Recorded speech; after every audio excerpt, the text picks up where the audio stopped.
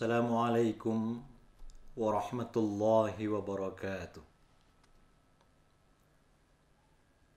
Alhamdulillahi rabbil alamin. Hamdan katsiran kama amar. Ashhadu an la ilaha illallah wa ashhadu anna Muhammadan abduhu wa rasuluh sallallahu alaihi wasallam alladzi la nabiyya ba'dah. Allahumma fassalli wa sallim wa barik ala sayyidina Muhammadin wa ala alihi wa ashabihi ajma'in. Faqala ta'ala fi kitabil karim, a'udzu billahi minasy syaithanir rajim. Bismillahirrahmanirrahim. Wadduha wal-laili idza saja ma wadda'aka rabbuka wa ma qala walal akhiratu khairul laka minal ula walasawfa yu'tika rabbuka fatarda alam yajidaka yatiman fa'awa ووجدك ضالا فهدى ووجدك عائلا فأغنى فأما اليتيم فلا تقهر وأما السائل فلا تنهر وأما بنعمة ربك فحدث. Sadaqallahul azim. Hadirin pemirsa dimanapun berada, di waktu yang terbatas ini kembali kita bersua dan berjumpa dalam materi tafsir surah Ad-Duha dan penerapannya dalam kehidupan sehari-hari. Berbicara tentang tafsir sesuai dengan tafsir yang telah ada yang dikarang oleh ulama-ulama tafsir kita, para mufassir kita. Maka tentu saja sesuai dengan aspek pembicaraan tentang apa yang akan kita bicarakan. Maka dalam kesempatan ini kita akan melihat tafsir surah Ad-Duha dan penerapannya dalam kehidupan untuk pemirsa dan bil khusus kepada siswa-siswa kita. Lebih kurang ada 4 yang akan kita bicarakan. Yang pertama, ketika kita menafsirkan Ad-Duha itu dapat kita kelompokkan menjadi 4 kelompok. Pertama ayat 1 sampai 3.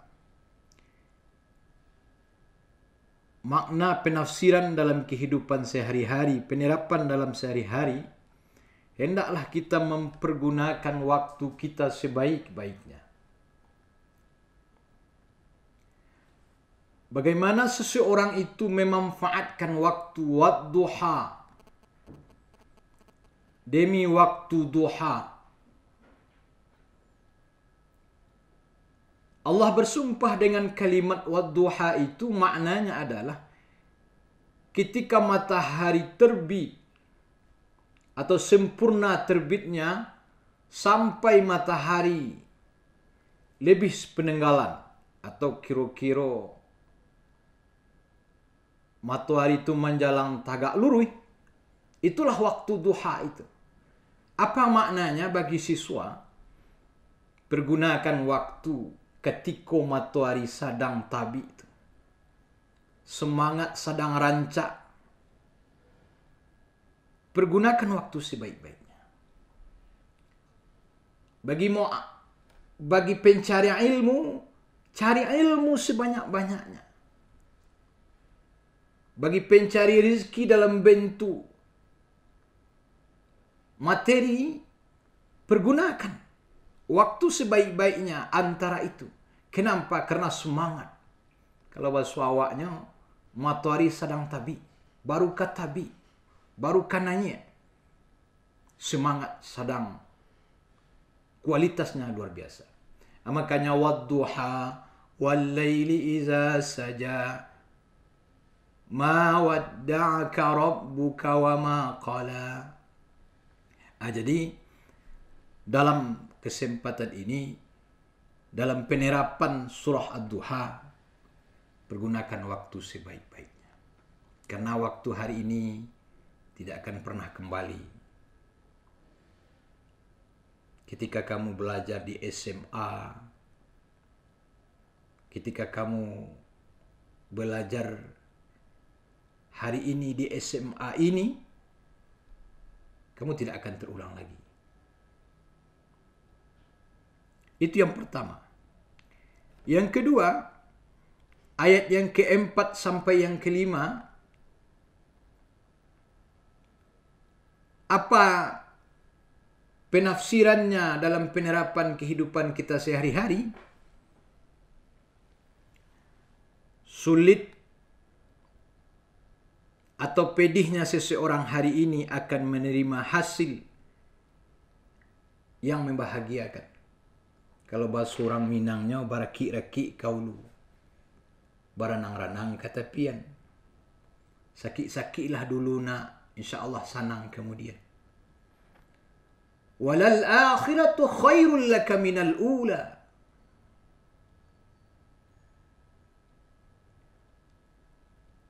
Yang akhir itu lebih baik bagimu Muhammad minal ula, dari yang awal. Ada yang menafsirkan, ahli tafsir mengatakan bahwa akhirat itu lebih baik dan lebih utama ketimbang dunia. Tapi yang jelas dalam penerapan kehidupan sehari-hari, maknanya adalah yang akhir itu lebih baik bagimu. Kalau awak tanya ke orang sukses, iyo bah sakit-sakit dahulu. Seperti kamu hari ini. Kerjakan tugas, buat tugas, belajarlah rajin-rajin. Lakukan inovasi-inovasi yang dapat membangun dirimu. Apalagi hari ini fasilitas dilengkapi, pergunakan fasilitas itu. Walal akhiratu khairul laka minal ula. Yang akhir itu lebih baik. Kapan lebih baiknya? Ketika engkau berusaha, ketika engkau pergunakan waktu itu untuk bersusah-susah, untuk bersakit-sakitan, maka kamu nanti akhirnya lebih baik. Ada para hafiz dan hafizah, tidak lalu malam menghafal Al-Quran. Mulai masuk di SMA ini kelas 10 sampai kelas 12 menghafal Al-Quran, sibuk menghafal Al-Quran. Di samping tugas-tugas yang diberikan oleh guru-guru kita. Menghafal Al-Quran 1 juz, 2 juz, 3 juz. Akhirnya tamat kelas 12. Sulit dulu, sakit dulu. Ternyata kelas 12 membahagiakan. Engkau diterima di universitas ternama di Indonesia. Disebabkan karena usaha yang kamu lakukan. Makanya dalam penerapan kehidupan sehari-hari yang dapat kita maknai dalam surah Ad-Duha ini, walal akhiratu khairul laka minal ula wala sawfa yu'tika rabbuka fatarda. Bukankah kami memberikan kepadamu Muhammad sehingga kamu reda? Reda itu sehingga kamu senang. Mungkin hari ini kamu menangis, tetapi insya Allah besok kamu akan ketawa, tersenyum-senyum bahagia.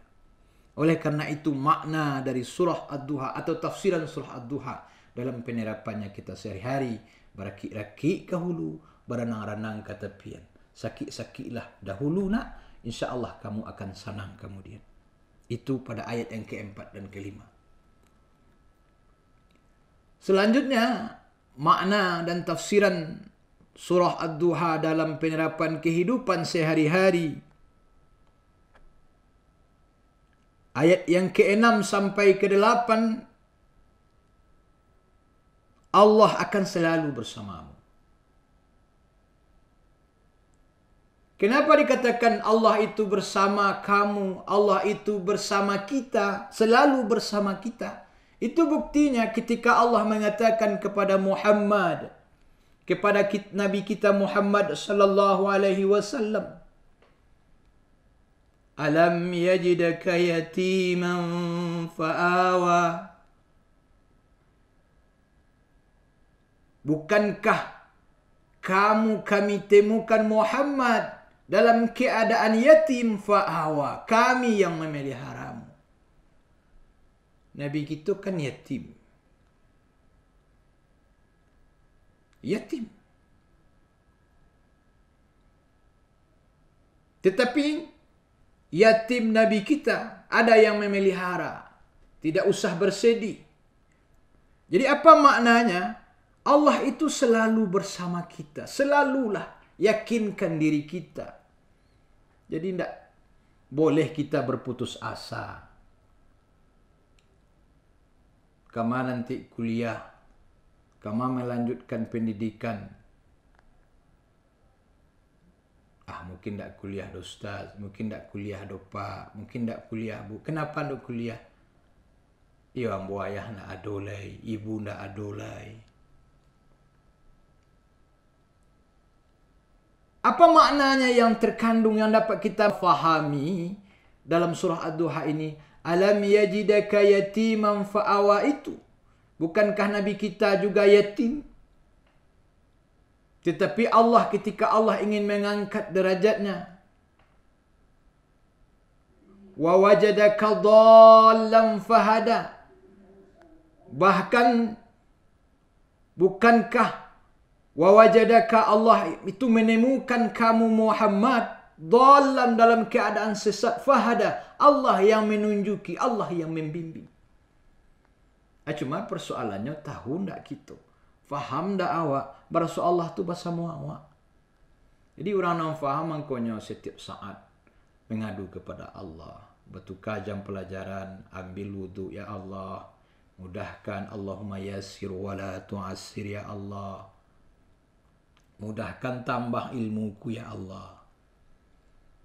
Kenapa? Ternyata setelah kita fahami dalam ayat Ad-Duha ini dalam penerapan kita sehari-hari, mungkin ini yang perlu kita tambahkan. Jadi awak biasanya kan indah. Lama pupuh bau sawo. Tak talok bakayai jo. Bau sawon jo. Akhirnya kita menyerah. Tetapi kita tidak pernah mengadukan kepada Allah Subhanahu wa taala. Kenapa? Karena kita tidak tahu ternyata Allah itu selalu bersama kita. Inilah pemahaman atau makna yang terkandung dalam surah Ad-Duha yang dapat kita terapkan dalam kehidupan sehari-hari. Yakinlah Allah itu selalu bersama kita. Jadi dari ayat 6 ke 8 itu maknanya. Alam yajidaka yatiman fa'awa wa wajadaka dhallan fahada wa wajadaka ilam fa'aghna. Bahkan Allah katakan wa wajadaka ilam fa'aghna, kata Allah. Kamu sebenarnya Muhammad kami temukan dalam keadaan miskin, lalu kami yang mengayakan. Yang terakhir ayat yang ke-9 dan 10. Jadilah kita orang yang selalu bermanfaat bagi orang lain. Itu yang dapat kita terapkan. Kenapa demikian? Karena dalam ayat yang ke-9 dan 10 sampai 10 ini Allah menjelaskan kepada kita bahwa terhadap anak yatim jangan engkau, kalau bahasa awaknya, menghina, menyudutkan. Artinya apa? Terhadap anak yatim, kemudian orang-orang yang bertanya, Kemudian ayat yang terakhir kata Allah, wa amma bi ni'mati rabbika fahaddits. Ayat yang ke-11 itu. Dan adapun terhadap nikmat Allah itu dermakan, bagi-bagi. Indah untuk awak surang saja. Artinya apa? Di sini kita memahami terhadap anak yatim, terhadap orang yang bertanya, jangan kamu menghardik. Wa amma sa'ila fala tanhar. Terhadap orang yang bertanya, jangan kamu menghardik. Maknanya apa? Babagilah. Kok ada orang bertanya, beri jawab. Kalau tidak tahu, katakan tidak tahu. Kalau ada harta nikmat dalam bentuk harta, berbagilah. Kalau ada nikmat dalam bentuk ilmu, berbagilah. Kenapa? Ternyata setelah kita fahami makna dalam surah Ad-Duha, yang kita bisa terapkan dalam kehidupan sehari-hari, yang keempat adalah, jadilah kita orang yang selalu bermanfaat bagi orang lain. Pemirsa, hadirin, anak-anak ustaz yang berbahagia, jadi empat ini yang dapat kita terapkan dalam kehidupan kita sehari-hari dari tafsiran surah Ad-Duha. Yang pertama, pergunakan waktu sebaik-baiknya. Kalau bahasa waknya, gunakan waktu sebaik-baiknya.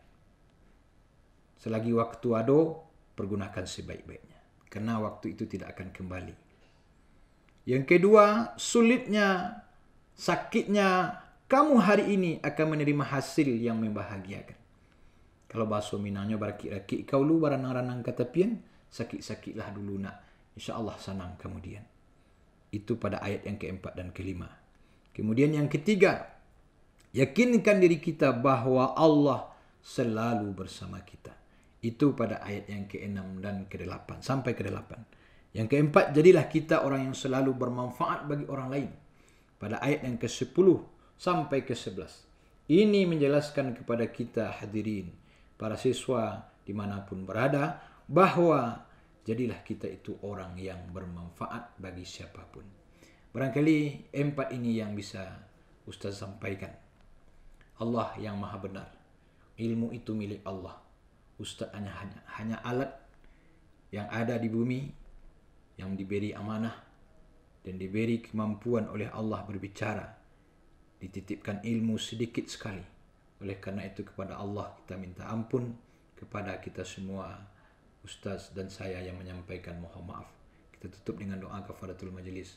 Subhanakallahumma wa bihamdika asyhadu an la ilaha illa anta astaghfiruka wa atubu ilaik. Perbanyak maaf. Assalamualaikum warahmatullahi wabarakatuh.